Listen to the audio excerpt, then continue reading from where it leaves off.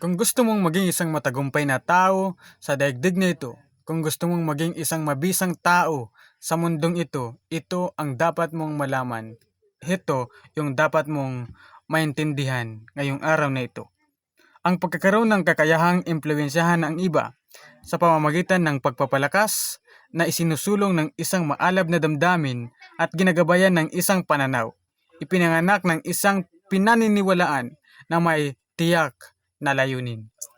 Narito ang proseso ng isang matagumpay na tao. Baliktarin natin ang pangungusap. Una, magsimula ka sa pagkakaroon ng layunin. Upang makita mo ang iyong layunin, magsimula ka sa Diyos. Kapag nakita mo na may layunin ang Diyos sa pagkakalikha niya sa iyo, makikita mo ang iyong kahalagahan at magsisimula kang magkakaroon ng paninindigan. Ang paninindigan, mga kaibigan, ay ang pagkakaroon ng tapang na salungatin ang isang maling kalagayan. At dito magsisimula ang iyong pananaw. Ang kaayusan sa nakikita mong problema, ang tawag doon ay pananaw. Yun ang iyong pananaw.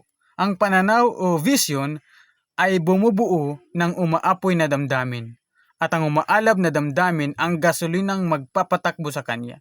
Ang maalab na damdamin ay nagtutulak sa isang matagumpay na tao na lumakad kahit ang makakaharap ay kamatayan. Ang totoong matagumpay na tao, mga kaibigan, ay nakahandang mamatay para makamit ang maalab nilang damdamin. Tandaan po natin, mga kaibigan, hindi lamang kamatayang pisikal, kung hindi kamatayan sa pagiging sikat, hindi naghahangad sumikat, kamatayan sa hindi pagsang-ayon ng marami, hindi naghahanap ng pagsang-ayon ng karamihan, kamatayan sa pagsang-ayon ng mga kaibigang sumasalungat sa kanila, paghiwalay mula sa mga kaibigang hindi sumasang-ayon sa kanyang layunin.